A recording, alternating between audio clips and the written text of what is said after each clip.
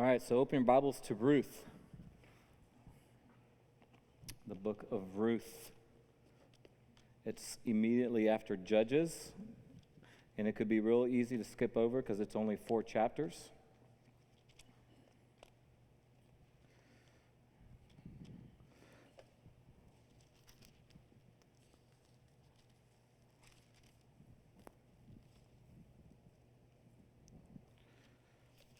So Ruth, and I'm going to go ahead and pray. Lord, as we just sang, blessed be your name, we bless your name, and really in many ways that song is the theme of this book, so it's fitting that we would sing that tonight. And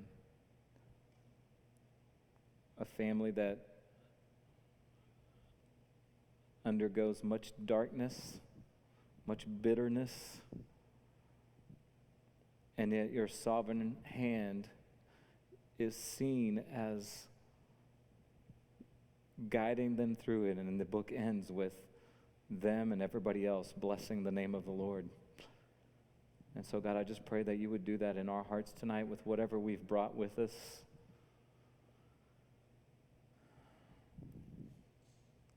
That we would turn our mourning,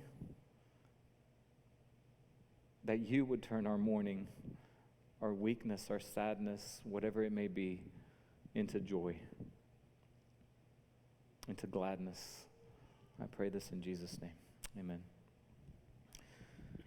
Okay, so the book of Ruth is a short book, 4 chapters, and it's immediately after Judges and right before Samuel, or the Samuels. And I was trying to remember last week, why in the world did I pick Judges, Samuel, and then Ruth? Because the order in the Bible is Judges, Ruth, Samuel.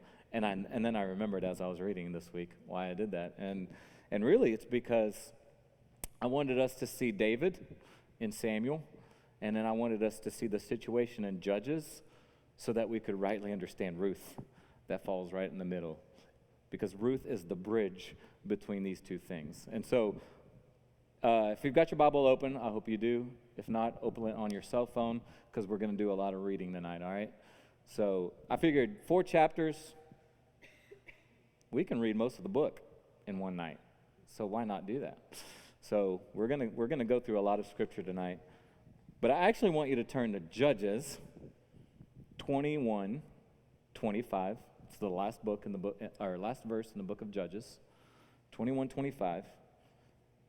Somebody read that to me. In those days, Israel had no king. Everyone did as he saw fit.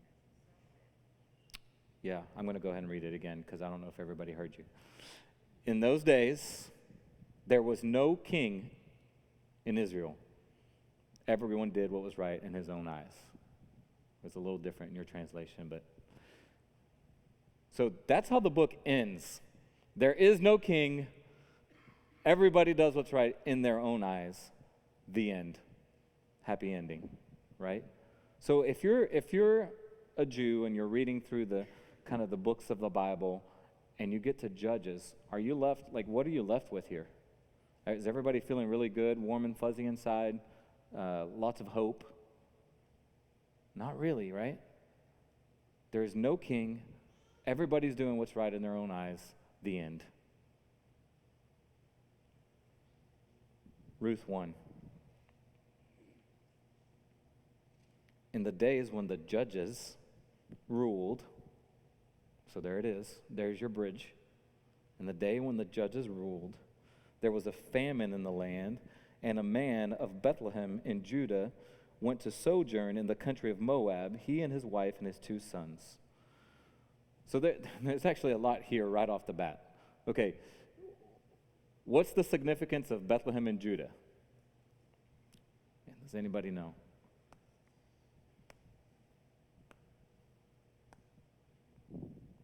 Not everybody at once. Give somebody a chance to speak.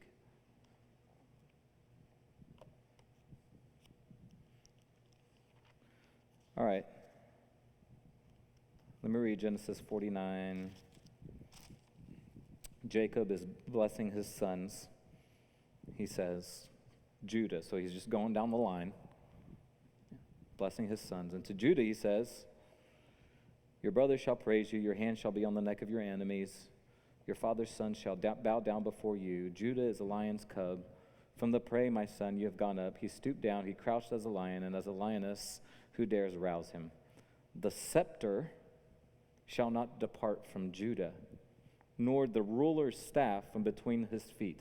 Who holds a scepter? That's not a trick question. A king. Thank you. Until tribute comes to him, and to him shall be the obedience of the peoples. So, there is no king in Israel. Everybody does what's right in their own eyes. Ruth, in the days when the judges ruled, who's supposed to be ruling? The scepter, the man from the line of Judah. There's supposed to be one from the line of Judah. Hasn't happened yet. But here we have a hint right off the bat. And by the way, why were they not in the land? Why were they not in Bethlehem? Why were they not in Israel?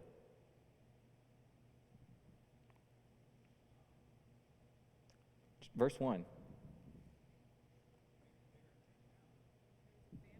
Famine. Yeah, there was a famine in the land. And this is one of those areas, again, where people, a lot of people guess different things. Like, was it sinful? Was it wrong for them to leave Israel and go to Moab to look for food? A lot of people would say yes. I kind of lean that way, but I'm hesitant to speak boldly about things that the Bible itself doesn't say really clearly. But some people would say they've left the land of Israel and they've gone off to Moab to look for food because there was a famine in the land instead of trusting and waiting on the Lord. But that's neither here nor there. To me, it's kind of pointless to speculate. We don't really know. Exactly right. Yeah, famine was one of the explicit curses in the book of Deuteronomy that said, if you keep my covenant, here's this list of blessings. If you don't, here's this list of curses, and one of them was a famine. So this is the result of sin, period. So that's exactly right. Okay, so we'll keep going. And a man of Bethlehem in Judah went to sojourn in the country of Moab, he and his wife and his 2 sons. The name of the man was Elimelech, and the name of his wife, Naomi. So Elimelech, Naomi. The names of his 2 sons were Mahlon and Chilion, which won't really matter, so we'll just keep going. They were Ephrathites from Bethlehem in Judah. 2 times they were from Bethlehem in Judah. They were from Bethlehem in Judah. This matters. They went into the country of Moab and remained there. But Elimelech, the husband of Naomi, died, and she was left with her 2 sons. These took Moabite wives. Again, a lot of speculation here. Were they supposed to marry foreign women? No. So again, part of this might be some of the reaping of what they sowed, but it's not explicit in the book of Ruth. So these took Moabite wives. The name of the one was Orpah, and the name of the other Ruth. They lived there about 10 years, and both Mahlon and Chilion died. So that's why it doesn't matter, because that's the end of their story. So that the woman was left without her 2 sons and her husband. Okay. What is the significance of this, by the way, in a culture in ancient Near East? No son to carry the name. What else?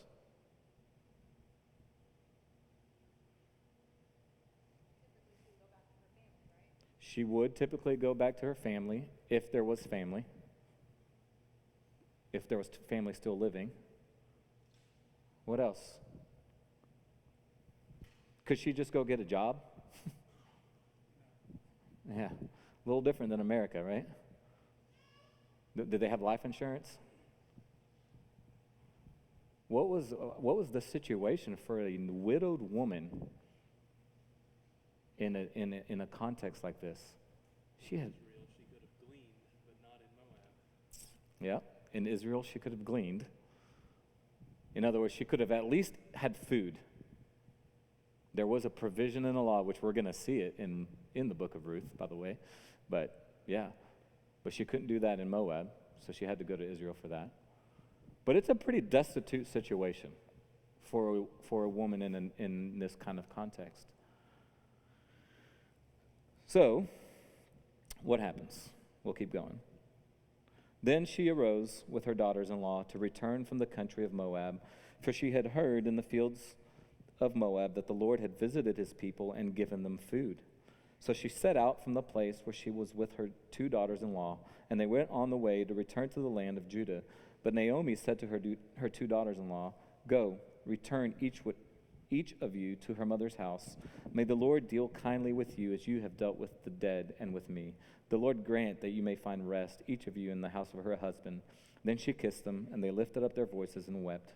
And they said to her, "No, we will return with you to your people."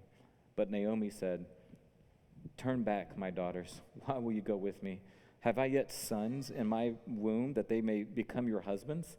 Turn back, my daughters. Go your way, for I am too old to have a husband.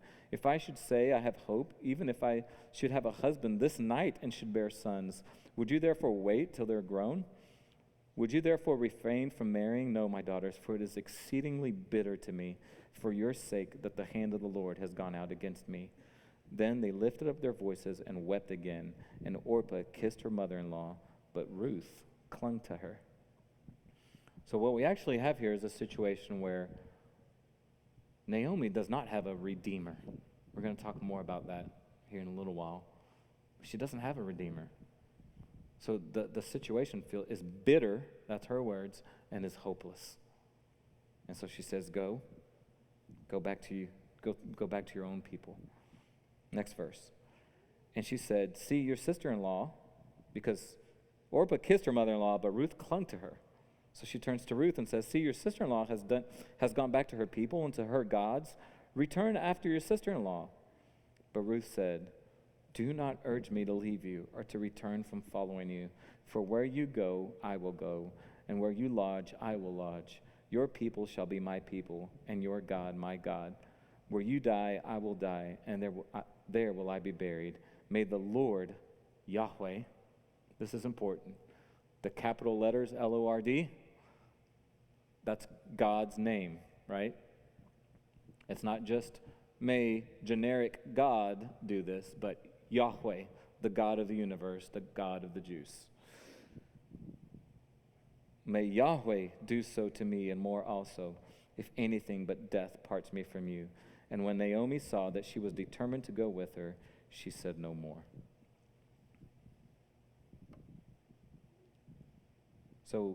So far we have a Gentile Moabite woman who says to Naomi, "No, I'm going to serve Yahweh, your God, and I'm going to stay with you, and I'm going to be part of your people." By the way, does this ring a bell? Has anybody heard this before? "And you will be my people, I will be your God," that kind of language. Where have y'all heard that? Yeah, she's basically repeating it back the other way. Your God will be my God. Your people will be my people. I'm going to join you. So in the time, go ahead, what's that, Sean? Yeah, that's exactly right. So in a time where there is no king, every man is doing what's right in his own eyes, we're starting to see, wait, there's a Moabite Gentile woman who's converting to Judaism, essentially, converting to the true God. All right, let's keep going. So the two of them went on until they came to Bethlehem. And when they came to Bethlehem, the whole town was stirred because of them. And the women said, "Is this Naomi?" She said to them, "Do not call me Naomi," which means pleasant. "Call me Mara," which means bitter. "For the Almighty has dealt very bitterly with me. I went away full, and the Lord has brought me back empty. Why call me pleasant? Why call me Naomi when the Lord has testified against me and the Almighty has brought calamity upon me?" So Naomi returned, and Ruth the Moabite, her daughter-in-law, with her, who returned from the country of Moab, and they came to Bethlehem at the beginning of barley harvest. Man, there's so much that we could say. I don't want to get off on too many tangents here, but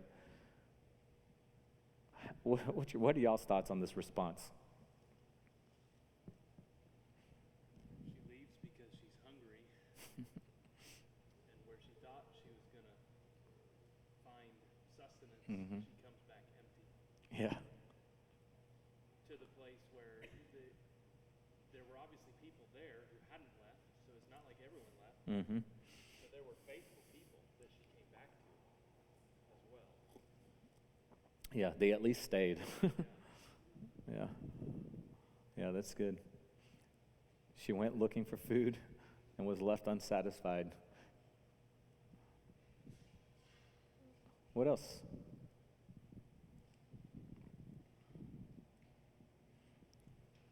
Does this sound like Job's response, by the way? Yeah. It's exactly opposite, right? It's the opposite of what we sang, quite honestly, in that sense. It's not blessed be your name. It's not you give and take away. It's you've taken it away, and I'm bitter about it. It's interesting. Which just serves to highlight God's mercy even more when he responds.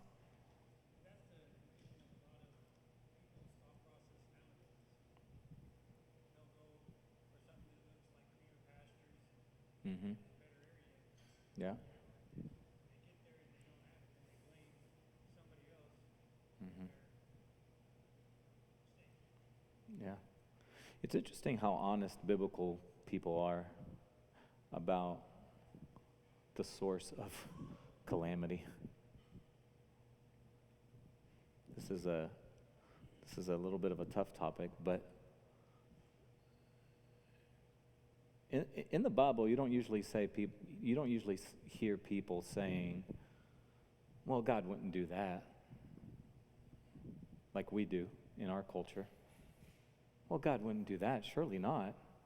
We try to excuse calamity. We try to excuse things. In the Bible, they just know. Well, God did this. Obviously, he's sovereign. And I don't mean in the that God is responsible for evil directly, that kind of thing. But it's interesting how regularly in the Bible you see people just saying, "God did this." And I think it's a healthy place to be. I don't know that the way she's doing it. And I think Job's way is probably the healthier way to go about it. Like, God, you give, you take away, blessed be the name of the Lord, period. But just to acknowledge that nothing is outside of God's hands is just an assumption in the biblical authors, in the biblical stories. Anyway, anybody want to say anything on that?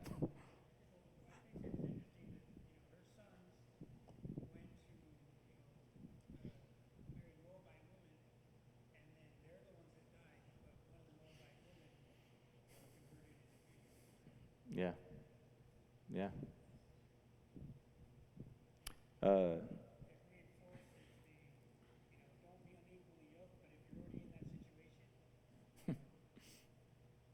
Yeah.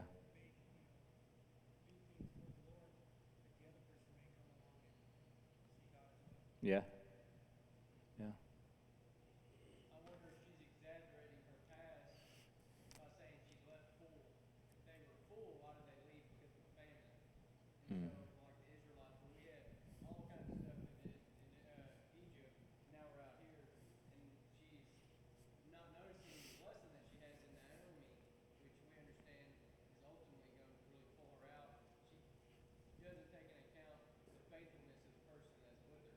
She's going to walk into this destitute Mm-hmm. no matter what.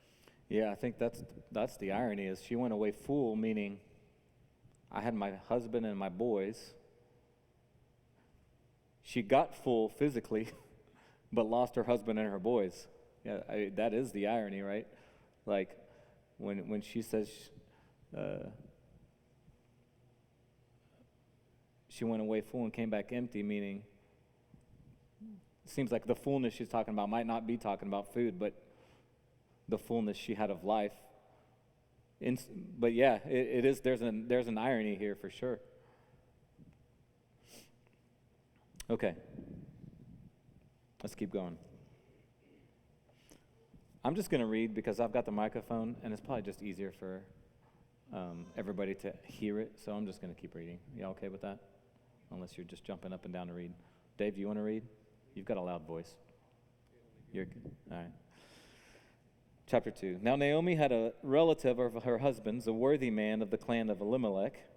So there's that name again. So whose name was Boaz. And Ruth the Moabite said to Naomi, "Let me go to the field and glean among the ears of grain after him in whose sight I shall find favor." And she said to her, "Go, my daughter." So she set out and went and gleaned in the field after the reapers, and she happened to come to the part of the field belonging to Boaz. Let's pause there. Will you read Leviticus 19, 9 through 10? What's the context of this gleaning? Since Dave mentioned it, he gets to read about it. When you reap the harvest of your land, you shall not reap your field right up to its edge, neither shall you gather the gleanings after your harvest. And you shall not strip your vineyard bare, neither shall you gather the fallen grapes of your vineyard. You shall leave them for the poor and for the sojourner, for I am the Lord your God. Yeah.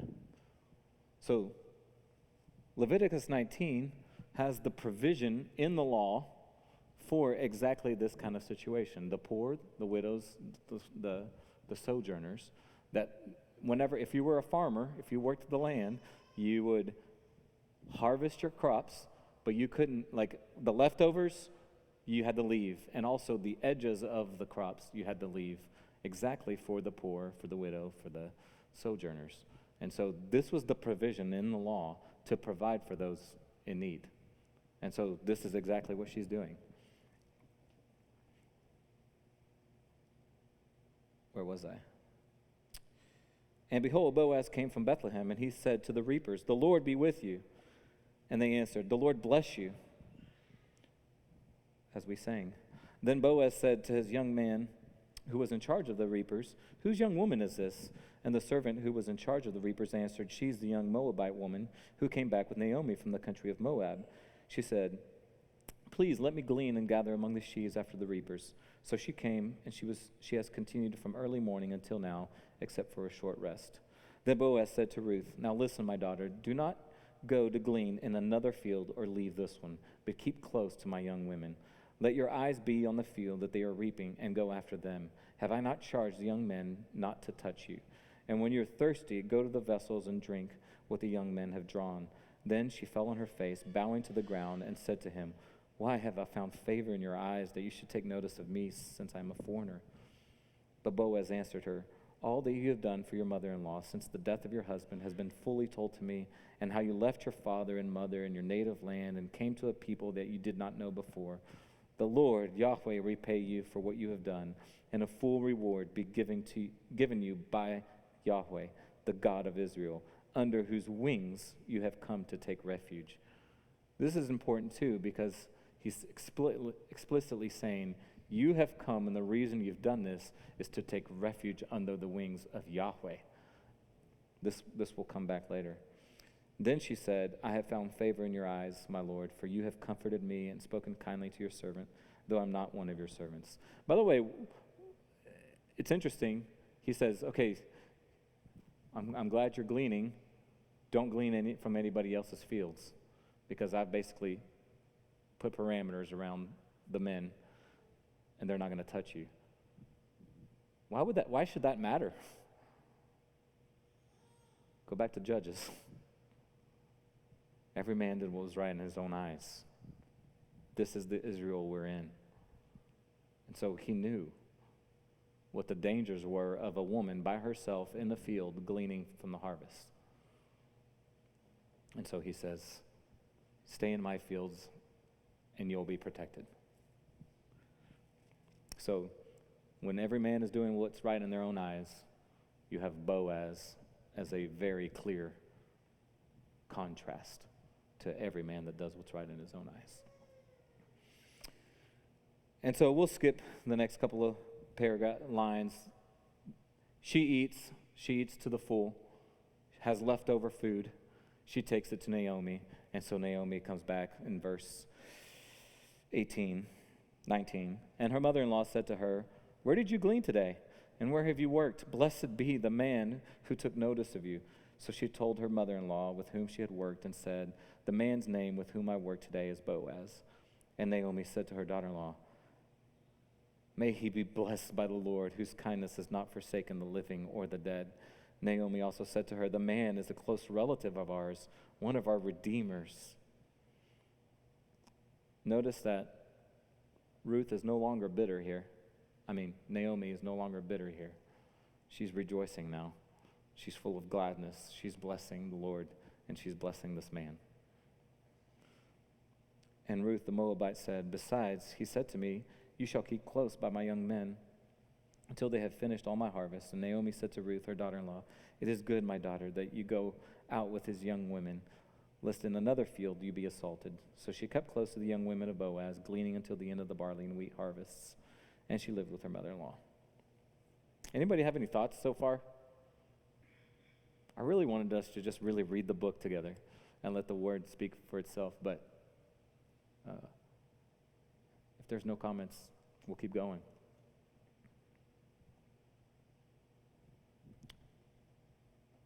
Okay, chapter 3.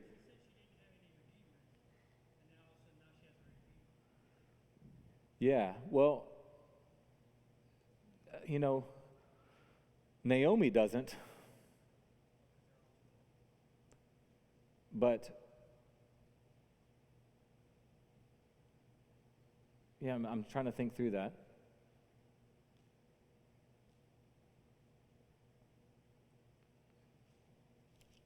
Well, did she say she had no redeemer earlier?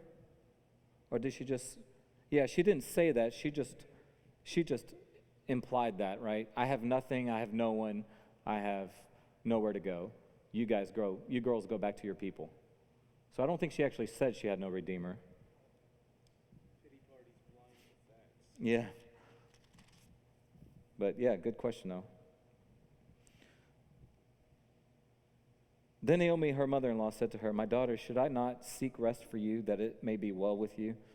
Is not Boaz our relative, with whose young women you were?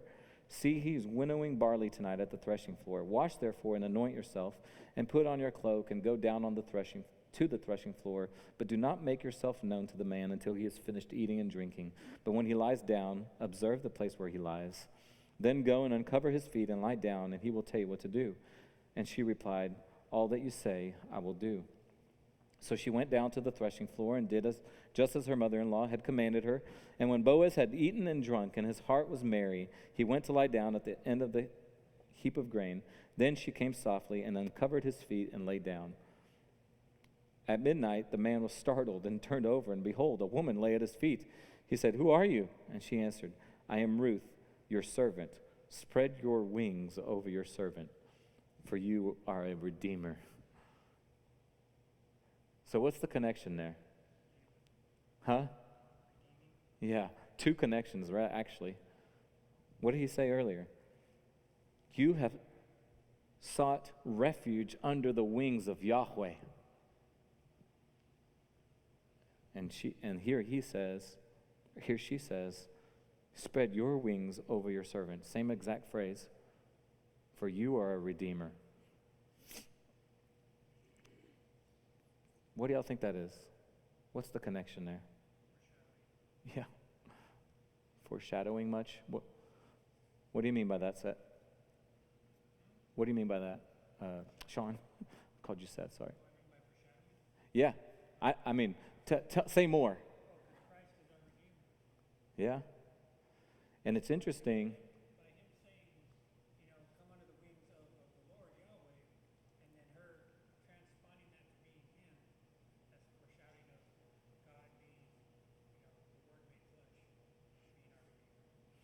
Yeah, I think there's two things happening here. One is foreshadowing, because we'll find out later the last verse of the book says, and he was the father of David, and then the book ends. In other words, and we all know when we see David, we see Jesus, right? Like this is the connection coming down the road. And in other words, Yahweh will cover you with his wings. She puts herself under the wings of Boaz, who fathered Jesse, Obed, who fathered Jesse, who fathered David, who fathered Jesus, right? So there is that double meaning. Immediately, you have redeemed me, but also foreshadowing in saying, putting myself under the wings of Boaz is the wings of Yahweh. And it also shows that God uses means to accomplish his purposes, right? Go ahead, Dave. What were you going to say? I was going to say, Matthew 23:37, Jesus says, "O Jerusalem, Jerusalem, the city that kills the prophets and stones those who are sent to it, how often would I have gathered your children together as a hen gathers her brood under her wings, but you were not willing." Yeah. And just that picture of what he's looking, what Yahweh has always been looking for isn't genealogy. Yeah. Those who are willing to be gathered under the wings. And here a Moabite, a Gentile, Yeah. is saying, I want to be gathered under your wings. Yeah. And Naomi left Yeah. being gathered. So That's good. And I think there's I think I said this a couple weeks ago, two women mentioned in the genealogy of Jesus. One was Rahab, and the other one is Ruth, both Gentile women. Two women, and both of them Gentiles. Also interesting. Okay. I mean, there's so many, the Bible is so rich. I hope you guys are getting that feel tonight. I mean, it's one book, interconnected, and I hope you're seeing just this thread of Jesus all throughout. This is the point of the book. It's everywhere. We haven't covered one book yet where Jesus is not the point. And not just like this shadowy thing. It's a shadow, yes, but it's a vivid shadow. You see the shadow, you know? Anyway, sorry, I'm getting excited.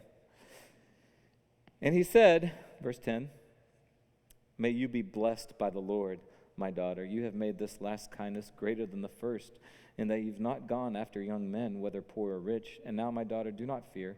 I will do for you all that you ask, for all my fellow townsmen know that you are a worthy woman." By the way, when is the only other time that this phrase occurs? Anybody know? Worthy woman. Who said it? Yeah, Proverbs 31. Only other time this phrase is used.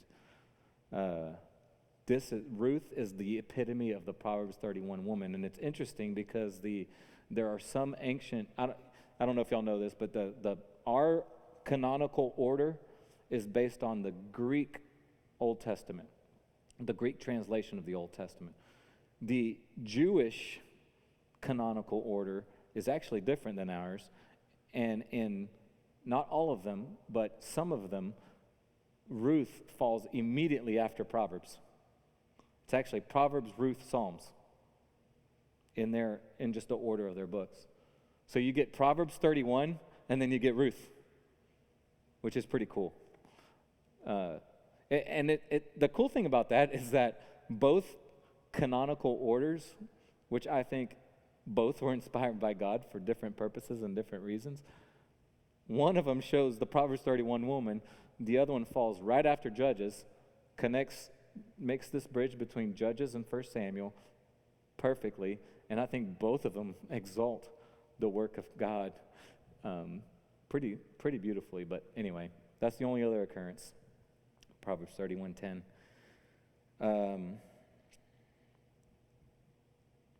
"And now it is true that I am a redeemer, yet there is a redeemer nearer than I. Remain tonight, and in the morning, if he will redeem you, good, let him do it. But if he's not willing to redeem you, then as the Lord lives, I will redeem you. Lie down until the morning." Okay, we're running low on time, so I'm going to skip the actual scenario. There's all this stuff about taking off your sandals and their covenant and all this kind of stuff. But the guy essentially says, so what's happening here is there was a first in line, and then there was the next in line. Boaz was the next in line. And when the first in line, when he offers it, he says, hey, here's the land of Naomi and her family. The guy says, yes, I want that. I'll redeem it. Then Boaz says, oh, wait, but there's also a woman that comes with that you have to redeem. All of a sudden, the guy's like, oh, never mind. Because he knows that by taking her too, he's spreading his inheritance, and he doesn't want to do that. It means he's having to divide his inheritance. So he's like, well, not going to redeem the woman. You can just have it. And that's the Daniel version. And there's some interesting things there too. I mean, there's so much we could talk about, but we'll keep going. I want to get to the end here. So chapter 4, after the man says no, he says, in chapter 4, verse 6, he says, I cannot redeem it for myself, lest I impair my own inheritance. Take my right of redemption for yourself, for I cannot redeem it. And so then down in verse 13. By the way, real quick, what is this idea of redemption in the Old Testament? Does anybody know? Levirate marriage, what does that mean? Have y'all heard that term before? Levir means brother-in-law. Levirate is just basically brother-in-law marriage. And it was another provision in the law to take care of women and not losing their livelihood and ensuring that they're able to continue to have an inheritance and care for their children, and they carry on. A brother would take, if he lost his, hang on a second, if she lost her spouse, then the brother had the opportunity, but not the necessity, to take her on as his wife, so that the lineage would continue. So Dave, read again for me, if you don't mind, real quick. Deuteronomy 25, 5 and 6.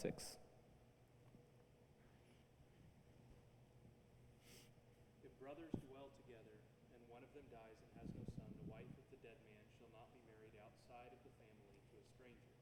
Her husband's brother shall go into her and take her as his wife and perform the duty of a husband's brother to her. And the first son whom she bears shall succeed to the name of his dead brother, that his name may not be blotted out of Israel. Yeah. So I said it a little bit wrong, actually. It was a childless woman, not one that had children, but it was specifically a childless woman so that she might have children. That was the provision in law, and carry on the brother's name.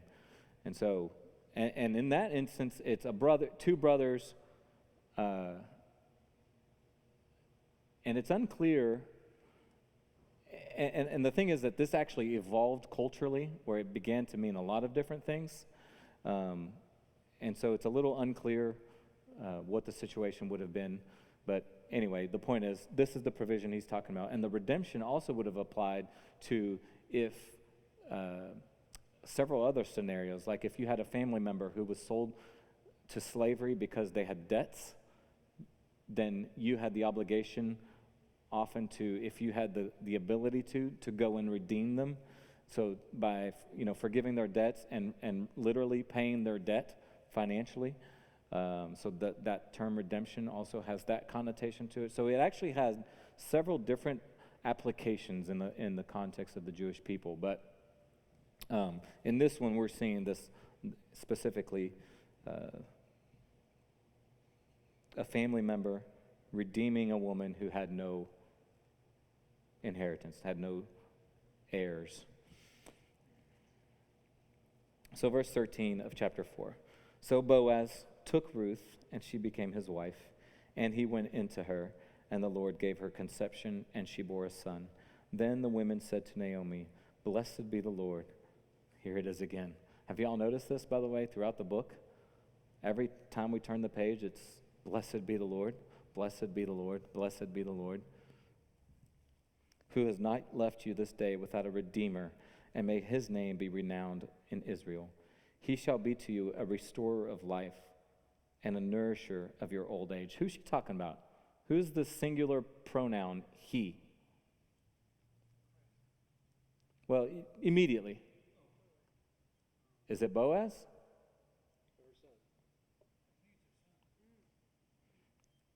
Yeah, for your daughter-in-law who loves you, who is more to you than 7 sons, has given birth to him. Yeah. So here, they're blessing the Lord for giving birth to him, the singular son. And then it goes on. Then Naomi took the child and laid him on her lap and became his nurse. And the women of the neighborhood gave him a name, saying, a son has been born to Naomi. They named him Obed. He was the father of Jesse, the father of David. And then we have a genealogy. Now these are the generations of Perez. Perez fathered Hezron. Hezron fathered Ram. Ram fathered Aminadab. Aminadab fathered Nahshon. Nahshon fathered Salmon. Salmon fathered Boaz. Boaz fathered Obed. Obed fathered Jesse. And Jesse fathered David. Period. The end. Enter 1 Samuel. There was no king in Israel. Every man did what was right in his own eyes. Enter Naomi. Bitterness, hopelessness. And yet, in the midst of it all, God is weaving the tapestry. And the book ends on the note not of hopelessness, not there was no king in Israel and every man did not, but David. Here he is, the descendant of Judah, the one who holds the scepter. It's all happening. God continues to be faithful even when there's no king in Israel and every man does what's right in his own eyes. And what God did with Naomi and Ruth, he will do with Israel and the Gentiles. It's a picture. He redeems the girl, the Gentiles. And this kind of language is used all throughout the New Testament, right? The bride, we're the bride. Here we are. This is the bride in this room right here. We are Ruth, redeemed by the son of Jesse. Right here in the Bible. And I think it's beautiful. Two things really stood out to me in the book of Ruth as I've just been listening to it and reading it. And one is this interplay between man's actions, we'll say free will, and God's sovereignty. And it's just kind of weaved throughout this book. You see regular things like Ruth just doing what the provisions of the law. She's just going to glean from the fields. He's just doing levirate marriage. He's just doing the job of, so all of these things ordained in the law of God, or ordinary day-to-day things, and yet through it all, God is weaving the tapestry. He's writing the story. And there's just this beautiful interplay the entire time of God is sovereign and man is responsible and man acts and man is free, and both of them are happening right here the entire time. And I think it's just a really sweet overlap that we see. God is sovereign over even the deaths out of Naomi's own mouth. There's nothing outside of his control. There's nothing outside his hands. And yet they're acting in faithfulness in the ways they know to act. And in and through their actions, he's acting.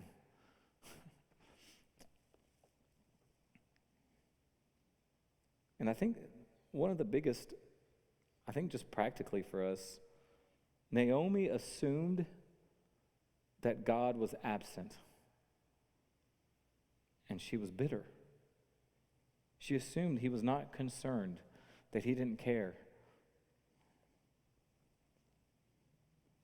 And not only did God prove to be present, he proved to be merciful in the midst of her bitterness. And we see bitterness turn to gladness in this book. And I think for us, there's just this underlying story that in our dire circumstances, and man, they feel dire. I mean, they feel dire from COVID to government to elections, right? To people around us. We had one of our dear sisters pass this morning. I point over here because she always sits right here. It's heartbreaking. And yet God is present. And the book of Ruth shows us that beautifully. He is writing the story in the midst of these circumstances. And I just think it's full of hope. Anybody got any other thoughts?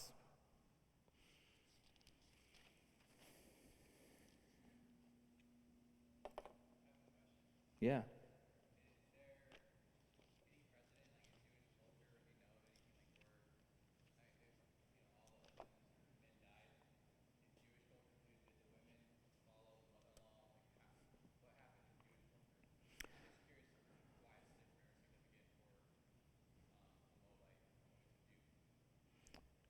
Yeah, I mean, it definitely would have been significant because she's not a Moabite, for starters. But there is no provision in the law for the Jewish people for a daughter-in-law to do what Naomi did. I mean, what Ruth did. So what Ruth did would have been out of the ordinary even among the Jews.